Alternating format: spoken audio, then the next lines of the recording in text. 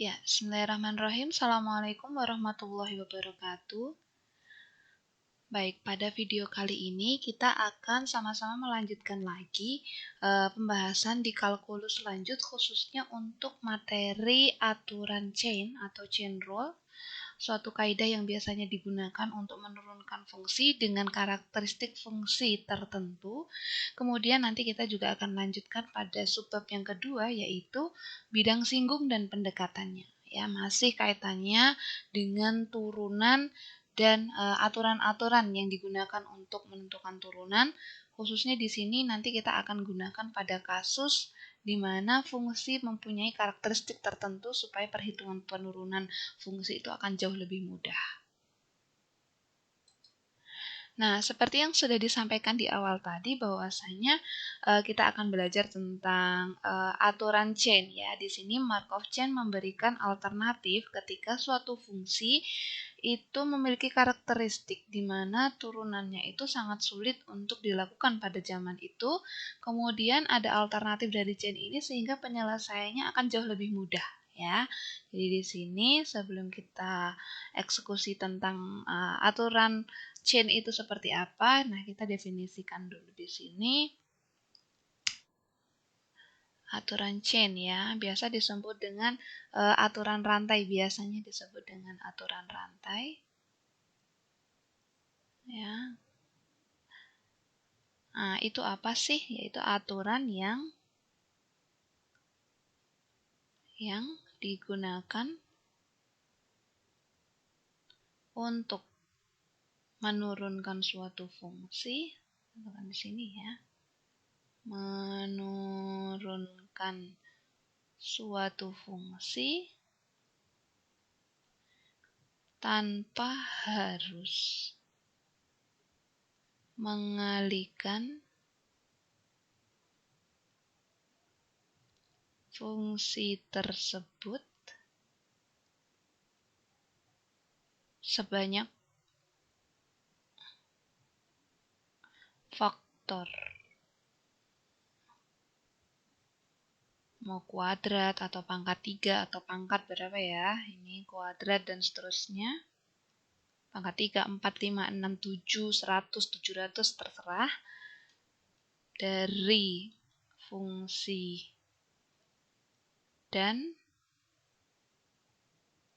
mendiferensialkan pada polinomial derajat. Nah, ini aturan rantai ya. Aturan rantai yang kita gunakan di sini itu diutarakan oleh Markov chain pada waktu itu untuk menyelesaikan suatu fungsi ya, yang saya sebutkan tadi karakteristik fungsi ya, yang spesial. Fungsinya berupa apa ya, terserah nih, faktornya dia bisa berbentuk fungsinya bisa berbentuk kuadrat, pangkat 3, 4, 5, 6, 7 dan seterusnya. Tapi penyelesaiannya di sini pada zaman waktu itu ketika kita memiliki fungsi, contohnya di sini ya. Ketika kita punya fungsi, misal contohnya fungsi fx sama dengan 6x min 3 pangkat 50 begitu. Nah, di sini pada waktu itu kita mengalihkan 6x min 3 ini sebanyak 50 kali. Ya, kita kalikan dulu baru nanti ketemu X-nya yang pangkat 50 ini sudah terjabarkan, tidak lagi dalam bentuk pangkat seperti ini. Waktu itu seperti itu penyelesaiannya. Namun, karena adanya aturan Markov chain ini, aturan rantai ini mengakibatkan kita dapat menyelesaikan fungsi yang kita miliki ini, pangkat berapapun, untuk mencari turunannya. Ya, ini tanpa harus mengalihkan 50 kali terus baru diturunkan, itu tidak. Ya, maka di sini aturan rantai itu digunakan untuk menurunkan suatu fungsi ya, tanpa, di sini ada kata-kata tanpa mengalihkan fungsi tersebut. Jadi tanpa harus dikalikan fungsinya, tanpa harus kita kalikan sebanyak 50 kali, 30 kali pun, berapa kali pun, karena memang fungsi awalnya dipangkatkan begitu. Nah, di sini terobosan baru yang diberikan oleh Markov chain di sini, tanpa harus kita kalikan 50 kita bisa menurunkannya ya, dengan bentuk pangkat ini. Terus kemudian inilah yang disebut dengan fungsi khusus yang dimiliki oleh fungsi tersebut ya, tanpa harus dikalikan 50 kali. Nah, alternatif inilah yang diberikan, oh ternyata tanpa harus mengalihkan 50 kali atau berapa puluh kali atau berapapun pangkatnya, kita bisa mencari turunannya di sini ya. Seperti yang teman-teman biasa kerjakan ya, 50 tinggal diturunkan tinggal 6x. Oh, di sini ada minus ya, minus 3. Di sini pangkat 49 ya, karena sudah diturunkan sekali. Jangan lupa yang ada di dalam sini masih ada X-nya. Nah, di sini inilah yang biasa teman-teman selesaikan ya waktu dulu, mungkin di SMA. Ini yang teman-teman lakukan ketika memang punya fungsi berbentuk pangkat tanpa harus dikalikan sebanyak pangkat yang kita miliki. Kita bisa menyelesaikan fungsi kita dengan cara mencari turunan dengan aturan rantai seperti ini. Karena bentuknya berantai seperti ini, Markov chain ini, alternatif ini bisa digunakan untuk mencari turunannya tanpa harus ya susah-susah dulu mendefinisikan fungsi yang pangkat 50 itu seperti apa begitu. Atas dasar inilah pembahasan terkait dengan aturan rantai atau aturan chain yang diutarakan oleh Markov chain akan coba kita perdalam lagi ya. Selain bentuk yang pangkat seperti ini ya, bentuk pangkat yang satu variabel seperti ini, aturan rantai itu sebenarnya buat apa lagi? Ini yang biasa familiar kita temui dan kerjakan tuh seperti ini. Namun bentuk lainnya ya, representasi dari aturan rantai itu bisa menyelesaikan kasus apa saja. Nah, nanti kita akan bahas di slide selanjutnya. Nah, berikut ini adalah skema pertama yang biasanya muncul untuk bisa dilakukan penyelesaian dengan aturan rantai. Selain yang bentuk yang familiar biasanya yang di awal tadi sudah saya sebutkan. Nah, ini bentuk kasus yang pertama ya, untuk alternatif pertama. Fungsi ini, aturan rantai ini digunakan untuk menyelesaikan fungsi yang seperti apa begitu ya. Di sini diberikan fungsi yang di sini ya, X itu merupakan fungsi. Nah, fungsi terhadap apa? Di sini terhadap T. Jadi variabel X itu terhadap T. Ya, makanya di sini XT. Kemudian ada Y, juga fungsi terhadap T. Nah, X sama Y itu dua-duanya terhadap T. Pastinya secara intuitif kita juga sudah tahu kalau mau diturunkan pasti diturunkannya terhadap T. Clear di sini. Nah, diberikan lagi fungsinya di sini ya. Fungsi apa lagi itu? Yaitu fungsi Z. Di mana fungsi Z itu merupakan fungsi di mana terdiri dari dua variabel ya di sini, variabel X dan variabel Y. Jadi di sini X dan Y yang sudah kita sebutkan di atas tadi ternyata dia difungsikan lagi, yaitu fungsinya di sini fungsi Z ya, fungsi Z yang mengandung dua variabel X dan Y. Tentunya fungsi Z ini hanya bisa diturunkan terhadap X dan Y saja karena variabelnya hanya X dan Y. Akan tetapi X dan Y merupakan fungsi yang masing-masing terhadap T. Nah, berarti kan istilahnya di sini ada dua kali ya, ada dua kali pemfungsian dari domain kita. Ya, yang awalnya T menjadi XY menjadi nanti Z begitu. Nah, karena ada kondisi seperti ini pastinya Z hanya bisa diturunkan terhadap X dan Y. Akan tetapi X dan Y merupakan fungsi yang memuat variabel, yaitu variabel yang secara implisit dia terhadap T gitu. Maka fungsi kita ya Z ini yang awalnya dia hanya terhadap X dan Y, tapi X dan Y-nya itu terkait ya, variabelnya berkaitan dengan T, maka Z ini bisa kita representasikan menjadi F X T, Y T. Nah, otomatis di sini Z yang sudah awalnya memuat X dan Y saja, ini sudah memuat dua variabel, yaitu variabel XY, akan tetapi XY sudah terpaut terhadap T, maka Z juga bisa dapat diturunkan terhadap T, begitu. Nah, biasanya kita sebut ini sebagai fungsi komposisi ya.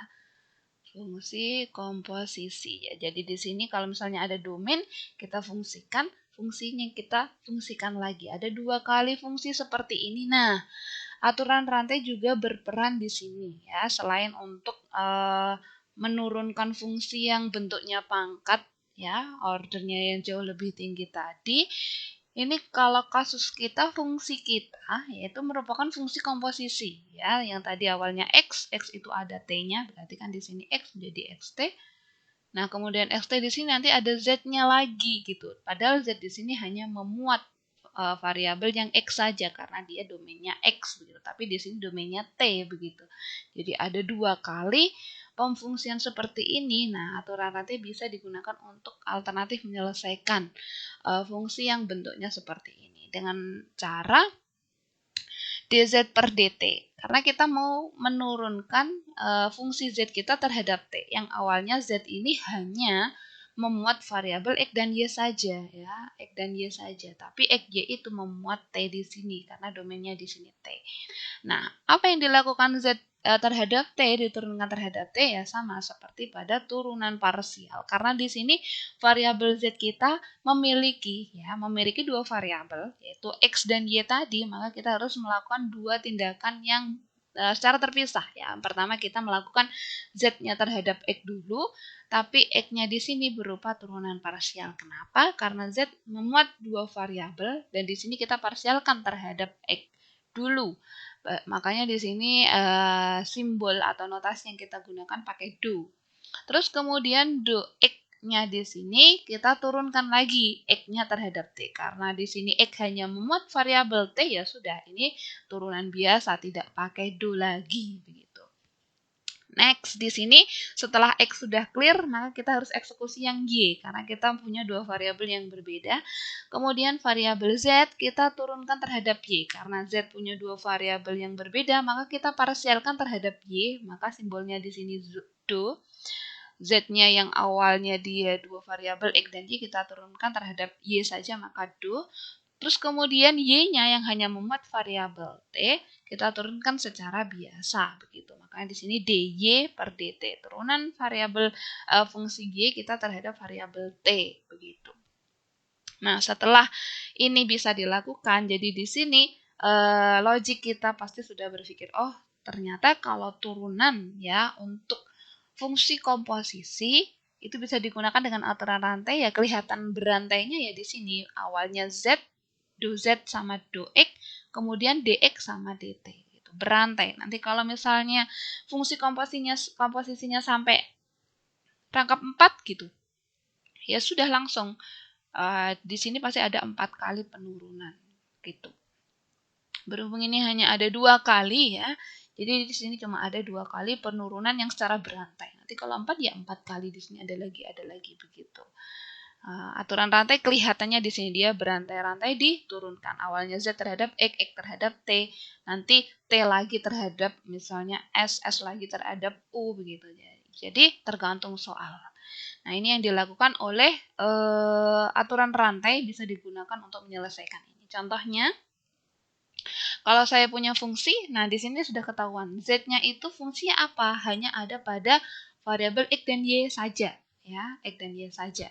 Di mana x itu merupakan fungsi yang ada variabel t, yaitu x-nya 2t, y-nya t kuadratnya. Di sini berarti sebelum kita mengenal adanya aturan rantai, pasti di sini x hanya bisa diturunkan terhadap x saja dong, y terhadap x terhadap t saja dong, y terhadap t saja dong, ya begitu. Tapi di sini z yang tidak memuat variabel t ternyata bisa diturunkan nih terhadap t ya. Z-nya di sini kan tidak ada variabel t. Kita bisa menurunkan terhadap t ya, terhadap t. Kenapa? Karena x dan y-nya dua-duanya merupakan fungsi yang awalnya dia domainnya ada t-nya, jadi variabel ada t-nya ini karena secara implisit meskipun tidak kelihatan, tapi x-nya di sini merupakan fungsi terhadap t, jadi sah-sah saja atau bisa. Dengan aturan rantai, ini kita turunkan terhadap t, gitu. Tidak hanya terhadap x dan y saja, karena x dan y memuat 2 variabel t ini tadi. Tentukan dz per dt. Sudah itu. Caranya sama dengan aturan rantai, ya sudah tinggal diturunkan. Masukkan saja rumusnya do z per do x dikalikan dx dt ditambah do z per do y dikalikan dy dt, sudah begitu. Diturunkan saja seperti pada penurunan biasa, tidak ada hal yang baru lagi di sini sampai ketemu ya. Do z per do x-nya ketemunya 6. gitu. Z-nya terhadap X-nya ketemunya 6. Terus X per 2T kuadrat begitu ya. Tidak ada hal yang baru lagi di sini.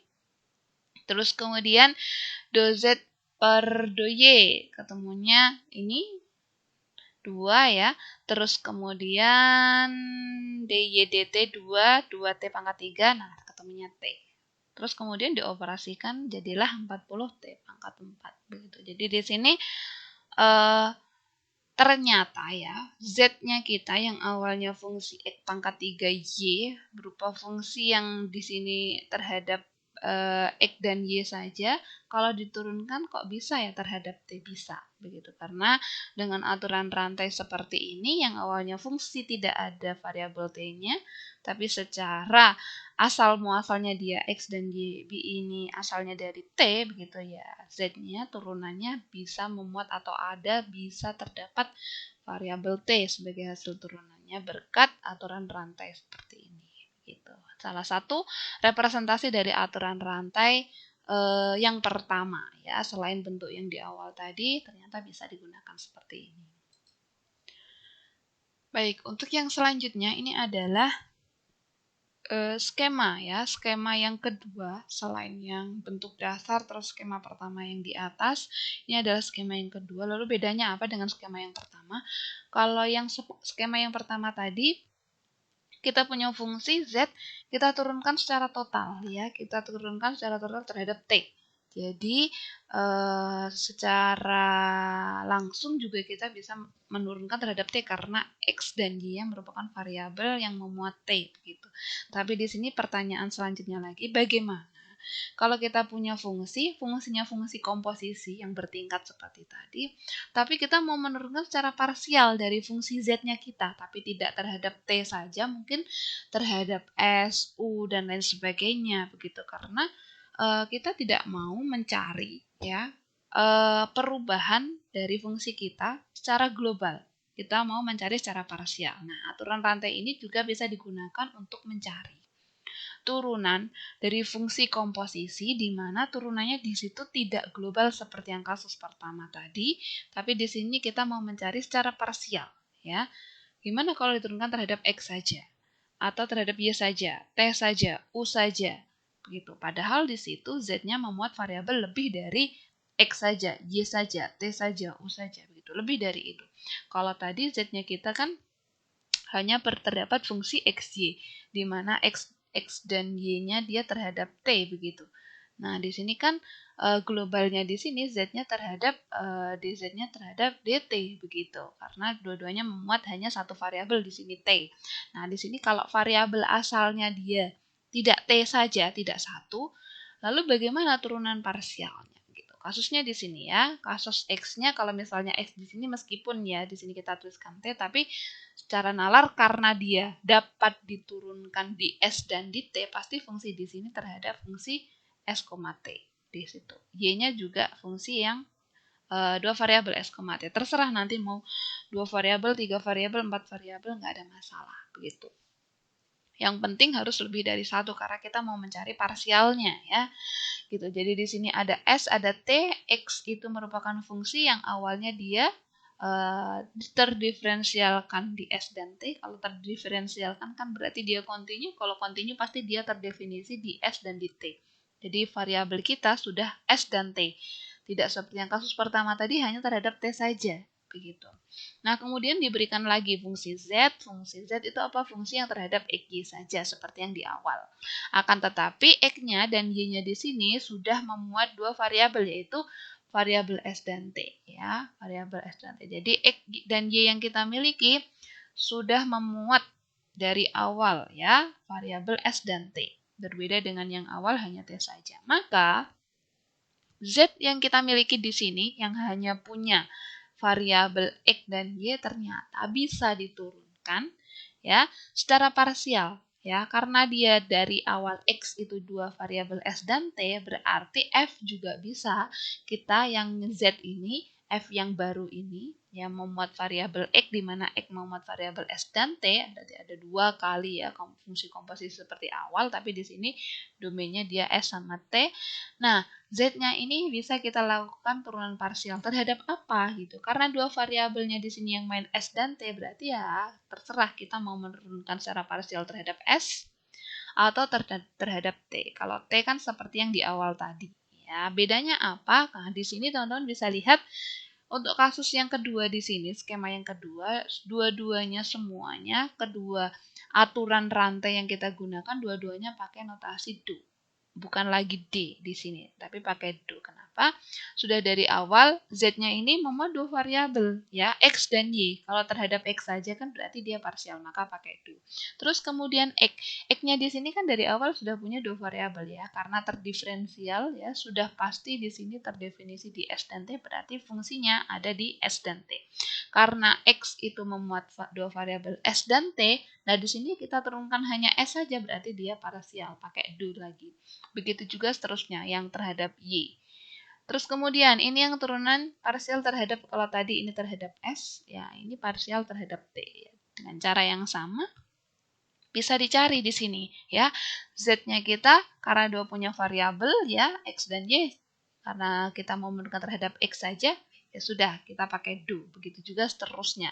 Yang Y juga kita hanya parsial. Yang X-nya tidak diturunkan ya, tidak dicari perubahannya. Jadi di sini pakai do. Gitu. Jadi perbedaan dengan skema awal tadi, hanya bermain satu variabel, asalnya ini sudah bermain 2 variabel. Kalau lebih bagaimana bisa ya, tapi kita ambil kasus yang sederhana dulu. Di sini 2 variabel cukup untuk merepresentasikan yang selanjutnya bisa dilakukan pengembangan sendiri nanti. Begitu. Jadi yang jelas di sini kasusnya kita pakai aturan rantai yang main di sini tidak do dan d lagi, tapi do dan do lagi, karena dua-duanya sudah punya 2 variabel yang berbeda, dan di mana di situ variabelnya kita mau mencari turunan secara parsial dua-duanya. Jadi kita gunakan notasi do di sini. Contohnya di sini ya, kalau saya punya Z di sini ya, punya Z, 2 variabel ya, X dan Y, di mana X-nya ini ya memuat variabel S dan T, Y-nya juga memuat 2 variabel yaitu S dan T. Jadi yang awalnya dari awal contohnya yang pertama tadi hanya memuat variabel T, di sini sudah ada 2 variabel ya, S dan T. Jadi di sini pakai skema yang kedua gitu. Tentukan di sini yang diminta do Z per do T ya, hanya do Z per do T. Tidak dicari do Z per do S. Kalau dicari apakah bisa? Tapi untuk di sini diminta untuk do Z per do T. Nanti kalau misalnya soalnya do Z per do S, ya tinggal dicari lagi gitu. Turunannya dia terhadap S, tidak terhadap T lagi di sini. Gitu. Ya sudah, tinggal dimasukkan rumusnya di sini, diturunkan, terus ini disubstitusikan nilai X dan Y-nya, terus ketemu di sini. Tanpa ada hal yang baru lagi di cara penurunannya. Dengan penurunan yang sama, terus kemudian X-nya disubstitusikan seperti contoh di atas juga yang simple tadi, kita substitusikan nilai X dan Y-nya di dalam variabel sini ya, karena di sini diminta dimunculkan dalam S dan T, ya sudah, yang ada variabel X dan Y kita ubah ya dalam S dan T, ya sudah disubstitusikan, ketemulah ini 84S plus 294T min 50S kuadrat T. Begitu. Jadi ini solusi untuk mencari aturan rantai, tapi dia di sini kita bermain yang parsial ya, bermain yang parsial. Baik, selanjutnya sengaja PPT-nya saya coba untuk munculkan ya satu baris terakhir dari PPT sebelumnya untuk mengecek ya apakah benar sih hasilnya seperti ini yang sebelumnya sudah kita cari atau bagaimana begitu. Nah, kita coba cek ya. Sebelumnya kan aturan rantai ini tadi mau diturunkan dulu, terus kemudian nanti baru disubstitusikan, atau disubstitusikan terus baru diturunkan. Apakah hasilnya sama? Nah, skema yang pertama tadi sudah selesai. Nah, kita coba cek nih. Jika dimasukkan ya variabel X dan Y dalam persamaan Z. Jadi di sini skemanya berarti disubstitusikan dulu. Ya, X dan Y yang kita miliki di sini disubstitusikan dulu ya, variabel X di sini, variabel Y di sini. Nah, kita substitusikan. Kalau di awal tadi penyelesaian yang pertama ini kita langsungkan saja, terus diturunkan, baru disubstitusikan. Tapi di sini kita substitusikan dulu, terus baru nanti kita turunkan secara parsial. Nah, di sini penyelesaiannya tinggal disubstitusikan. Setelah disubstitusikan kan berarti soal kita yang awalnya ada variabel X dan Y, jadi di sini soalnya ada variabel S dan T. Setelah itu baru diturunkan secara parsial. Nah, di sini sudah pasti ya, cara yang diusulkan oleh Markov chain di sini mau diturunkan dulu terus baru disubstitusikan, atau ya diturunkan dulu baru substitusikan, atau substitusikan terus baru diturunkan, hal ini mendapatkan hasil yang sama. Terserah nanti soalnya lebih mudah mana ya. Diturunkan dulu baru disubstitusikan atau disubstitusikan dulu baru diturunkan. Dua-duanya pasti mendapatkan hasil yang sama, begitu. Jadi dilihat lagi caranya. Jadi secara logik untuk yang kasus awal tadi, misalnya ada kasus misal 6x ya, di sini min 3 pangkat 50 mau dikalikan sampai 50 dulu. Dikalikan sampai 50 terus baru diturunkan, atau diturunkan dulu nanti seperti yang dikalikan dengan turunannya di depan di sini, pasti hasilnya mendapatkan hasil yang sama. Ya, di sini juga hasil yang sama, di sini juga hasil yang sama. Begitu. Jadi alternatif yang diberikan Markov chain di sini banyak kasus sudah terselesaikan jauh lebih mudah daripada yang cara konvensional. Jadi penemuannya ini cukup membantu para matematikawan ya, atau applied atau science atau engineering untuk mencari turunan untuk kasus fungsi yang dimana dia fungsi komposisi atau fungsi dengan order yang lebih tinggi. Nah, selanjutnya ini masih terkait dengan turunan ya, masih terkait dengan turunan. Nah, di sini ada pembahasan yang selanjutnya yaitu tentang fungsi implisit. Ya, fungsi implisit. Jadi di sini kita kenalkan fungsi implisit. Sebenarnya fungsi implisit itu apa sih? Gitu. Coba kita tuliskan dulu ya. Fungsi yang semoga muat ya, atau di sini ya. Fungsi yang terdiri dari dua atau lebih variabel, yaitu yang pasti di sini variabel bebas ya. Di sini saya singkat saja, dan variabel tak bebas yang berada dalam satu ruas dan tidak bisa dipisahkan pada ruas yang berbeda. Jadi di sini kita kenalkan lagi yaitu fungsi implisit, yaitu fungsi yang terdiri dari, nah di sini dua atau lebih variabel ya, dua atau lebih variabel. Terus tentunya variabel di sini bebas dan tak bebas di sini ya. Bebas dan tak bebas di sini. Di mana ya ada kasus variabel bebas dan tak bebas itu berada dalam satu ruas yang tidak bisa dipisahkan. Ya, tidak bisa dipisahkan pada ruas yang berbeda begitu. Contohnya di sini kalau saya punya fx ya, karena di sini mintanya 2 lebih ya. Ya, kita masukkan di sini x plus 2y pangkat 8. Contohnya seperti ini. Nah, di sini kasus di mana kalau tadi kan contoh aturan rantai di atas kan bisa menyelesaikan fx-nya dia 6x min 3 pangkat 50 begitu. Tapi di sini dia sudah lebih dari satu variabel. Ya, sudah lebih dari satu variabel. Di sini ada variabel x dan y, di mana ya x dan y-nya di sini tidak bisa dipisahkan antara satu dan yang lain dalam satu ruas yang berbeda. Begitu. Beda kalau misalnya ini hanya ada satu variabel, ya sudah gitu. Misalnya di sini y sama dengan 6x min 3 pangkat 50, Y-nya bisa terpisah dengan X. Tapi di sini X dan Y-nya tidak bisa terpisah dalam satu ruas, ya. Mereka gabung dalam satu ruas yang sama. Makanya di sini nanti fungsi implisit ini juga punya aturan dalam turunannya, ya. Di sini biasanya dengan turunan fungsi implisit, nanti kita bisa bahas di sini gitu. Nah, di sini misalkan di sini fungsi kita, fungsi f(x)y itu fungsi yang dia di sini dia sama dengan 0. Jadi kita bisa melihat di sini x dan y itu dia di sini tidak bisa terpisahkan, ya. Misalnya di sini f(x) dan y sama dengan 0 di sini. X dan y-nya berada dalam satu ruas. Ya, tidak dalam ruas yang berbeda. Maka di sini 0. Dalam satu ruas saja, begitu. Nah, setelah di sini sudah dijamin berada dalam satu ruas saja, ya, di sini. Nah, hal ini menunjukkan bahwa Y itu secara implisit merupakan fungsi dari X. Ya, atau biasa disebut dengan Y secara implisit fungsi dari X. Maka di sini bisa kita tuliskan Y secara implisit fungsi dari X, ya Y sama dengan Gx, gitu.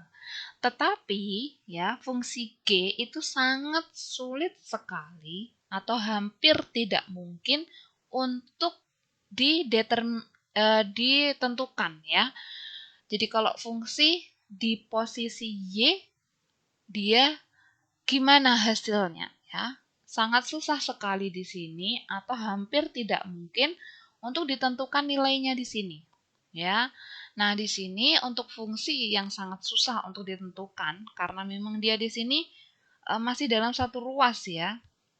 Nah, di sini kasus kita, ya, permasalahan kita. Bagaimana kalau kita punya fungsinya dia merupakan fungsi yang satu ruas seperti ini tidak bisa terpisahkan, dan Y-nya itu merupakan secara implisit, ya, dia merupakan fungsi dari X. Tapi di sini susah sekali untuk didefinisikan, ya. Nilainya berapa ini susah ditentukan. Nah, bagaimana turunannya, ya? Turunan dia terhadap X-nya bagaimana, gitu. Nah, di sisi lain, turunan implisit di sini dapat diselesaikan, ya, di sini. Karena fungsi kita fungsi implisit, maka di sini kita butuh yang namanya turunan implisit juga. Kenapa? Karena di sini fungsi tepat di Y-nya yang kita miliki, Y-nya merupakan fungsi dari X, yaitu Gx. Meskipun sangat susah, kita masih harus mencari. Faktanya fungsi ini ada dan turunannya itu ada, tapi bisa dilakukan dengan turunan implisit, ya. Terus kemudian caranya bagaimana gitu, ya? Diturunkan, ya, turunkan kedua ruas terhadap X. Ya, caranya menurunkan gimana begitu kan? Padahal fungsi kita nih dua-duanya ada X, ada Y gitu. Di sini kan karena fungsi Y itu implisit terhadap X, jadi turunkan saja kedua ruas terhadap X. Caranya nurunkan gimana? Lagi-lagi dengan aturan rantai gitu. Aturan rantai, aturan chain rule di sini kita gunakan gitu. Karena apa? Ya, tadi sudah dibahas aturan rantai, kalau satu variabel bisa, dua variabel seperti ini juga bisa. Jadi tidak ada masalah gitu. Jadi aturan rantai lagi-lagi digunakan untuk menyelesaikan suatu turunan fungsi, di mana kasus pertama fungsi yang pangkatnya seperti ini. Kasus yang kedua tadi, fungsi yang secara global dia secara implisit ada. Terus kasus yang ketiga tadi dia merupakan fungsi secara implisit lebih dari satu variabel, tapi kita mau menentukan secara parsial atau turunan parsial gitu. Nah, yang ketiga ini yang keempat ini selanjutnya, aturan rantai juga bermanfaat untuk menyelesaikan fungsi yang dimana fungsinya di sini tidak bisa terpisahkan antara variabel bebas dan terikatnya dalam satu ruas yang berpisah. Jadi mereka bergabung dalam satu ruas yang sama, jadi digunakanlah. Dua-duanya diturunkan terhadap X, ya, karena ini respectively-nya terhadap X. Jadi terhadap X-nya di sini kita turunkan terhadap fungsi kedua ruas kita terhadap X gitu. Nah, aturannya gimana? Ya, ini sesuai dengan aturan yang kedua. Kalau kita punya dua fungsi X, Y, hanya X saja, ya kita pakai yang parsial begitu. Enggak ada hal yang baru lagi sebenarnya di sini. Cuman di sini muncul lagi kasus ketika kita punya fungsi yang implisit ternyata bisa diselesaikan dengan aturan implisit dengan aturan rantai ya. Terus kemudian ya sudah, ini caranya, dua ruasnya kita turunkan terhadap X semua. Nah, dari sini kita bisa lihat dy per dx, perubahan variabel y terhadap X ya, ini representasi fungsinya. Jadi kita mau mencari, karena y-nya tadi fungsi terhadap X, pastinya bisa dicari dong gitu turunannya terhadap X gitu. Jadi kita bisa cari entah ada entah enggak, tapi secara logik kita sudah bisa menebak begitu. Kalau fungsi kitanya terhadap GS ya berarti Y-nya itu bisa turunkan terhadap S. Tapi di sini Y-nya fungsi terhadap X, GX di sini berarti D-nya bisa dicari terhadap X. Nah, rumusnya apa ya? Atas dasar aturan rantai di sini. Ya. Karena kedua ruas kita turunkan terhadap X ya. Pertama terhadap X, di sini juga terhadap DX gitu ya. Sudah gitu. DX-nya di sini main. Nah, ini tadi contoh ya, contoh beberapa kasus ya yang muncul, fungsi yang muncul dengan penyelesaian aturan rantai atau aturan chain ini. Jadi beberapa representasi ini bisa kita gunakan. Yang terakhir ini adalah fungsi implisit ya. Kalau ada kasus seperti ini maka penyelesaian tetap pakai aturan rantai. Tapi di sini kita tinggal lihat ya fungsi aturan rantai secara implisitnya terhadap apa gitu. Jadi kita harus menebak dia fungsi terhadap apa. Seperti ini ya, mana yang menjadi dependen dan mana yang menjadi independen, kita harus cek dulu ya. Permintaan soal seperti apa gitu. Nah, kita lanjut lagi. Contoh, setelah mengetahui tadi aturan rantai, turunan implisit, begitu. Nah, di sini ada contoh. Tentukan dy per dx ya. Perubahan variabel y terhadap perubahan fungsi y terhadap variabel x jika saya punya fungsi seperti ini ya. Kalau melihat ini kan wujudnya tadi antara variabel bebas dan terikat ya. Dia berada dalam satu ruas yang sama. Tidak bisa dipisahkan ruas yang berbeda gitu. Maka kita bisa menyelesaikan ini dengan aturan yang kedua tadi, yaitu turunan implisit ya, turunan implisit. Selain itu juga kita bisa cek bagaimana kalau kita pakai aturan rantai, apakah hasilnya sama atau berbeda begitu. Jadi kita bisa lakukan checking untuk keduanya ya, checking untuk keduanya gitu. Next, di sini kita mau cek dulu yang aturan rantai. Misalkan di sini ya, ini kan fungsinya belum diberi nama. Saya coba beri nama f(x, y) karena memuat dua variabel x dan y, yaitu fungsinya ini x pangkat 3 plus x kuadrat y min 10 y pangkat 4 sama dengan 0. Maka ya sudah gitu, sesuai dengan aturan rantai kita turunkan secara berantai ya, secara berantai maka akan ketemu di sini. Saya simpelkan saja, langsung ketemu dy per dx-nya, ketemu ini rumusnya ya sama seperti sebelumnya, terus ketemulah ini ya, tanpa ada hal yang baru lagi. Tanpa ada hal baru lagi di sini ya. Silahkan nanti teman-teman dijabarkan penyelesaiannya cukup mudah ya. Tidak ada hal yang baru lagi atau stepnya tidak ada hal yang susah di sini. Terus kedua, kita mau mencoba untuk menyelesaikan dengan turunan implisit. Nah, ini karena turunan implisit tadi caranya yaitu kita tinggal, karena di sini diminta perubahannya terhadap dx ya, turunkan kedua ruas terhadap x. Itu langkah yang dilakukan oleh aturan yang implisit ini ya. Turunkan kedua ruas terhadap x, setelah itu ya sudah kita bisa ketemu hasilnya ini ya. Semuanya diturunkan terhadap x, fungsi yang kita miliki jadilah ini.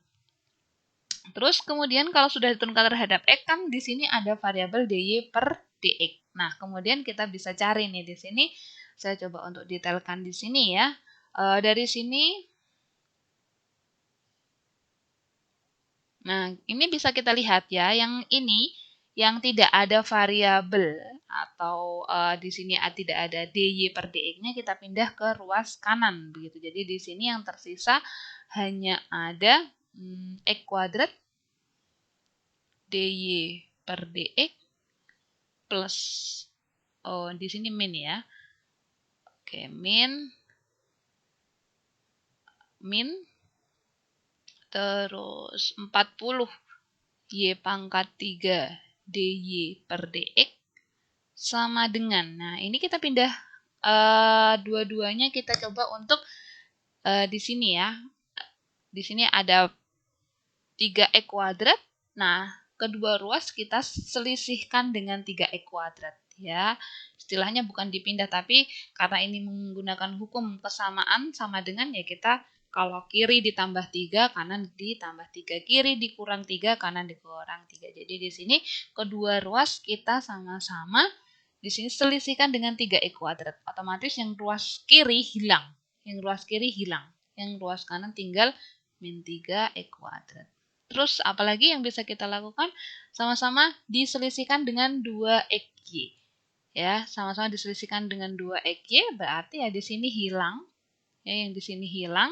Terus di sini min jadi 2xy. Nah, sudah ketemu seperti ini, baru nanti akan ketemu ya. Di sini akan ketemu. Nah, di sini dy. Perubahan yang diminta adalah terhadap x. Sudah begini ya. Yang ruas di kanan ini coba kita untuk simpelkan lagi ya. Min 3x kuadrat plus 2xy per. Ya, jadi yang ada di ruas kiri sama-sama ada dy dx, ya sudah saya keluarkan dy dx, yang tersisa tinggal x kuadrat min 40 y pangkat 3. Begitu. Jadi di sini bisa dilihat dari hasil yang di atas ini dengan hasil yang di bawah sini itu bisa kita selesaikan, dan hasil yang di bawah sini itu sama dengan hasil yang ada di sini. Jadi mau pakai aturan rantai pun atau kasus di sini karena fungsinya fungsi yang implisit, jadi kita pakai turunan implisit, dua-dua ini menghasilkan hal yang sama gitu, nggak ada hal yang berbeda. Jadi satu lagi ya, jaminan yang diberikan oleh aturan rantai di sini, kalau Anda memiliki kasus di sini ya, turunannya turunan yang menggunakan fungsi implisit, bisa digunakan mau pakai aturan rantai atau turunan implisit, dua-duanya akan menghasilkan hal yang sama tanpa ada beda sedikit pun gitu. Jadi di sini memperkuat lagi aplikasi ya, salah satu peranan juga di dalam aturan rantai untuk menentukan turunan implisit juga berlaku untuk kasus yang fungsi implisit seperti itu. Baik, itu tadi pembahasan dan pengertian serta contoh-contoh kasus di mana kita menemui suatu permasalahan dengan penyelesaian dari aturan rantai atau aturan chain di sini. Semoga dapat memberikan pemahaman lebih mendalam lagi khususnya untuk materi turunan. Mohon maaf atas segala kekurangan dan kesalahan. Terima kasih. Wassalamualaikum warahmatullahi wabarakatuh.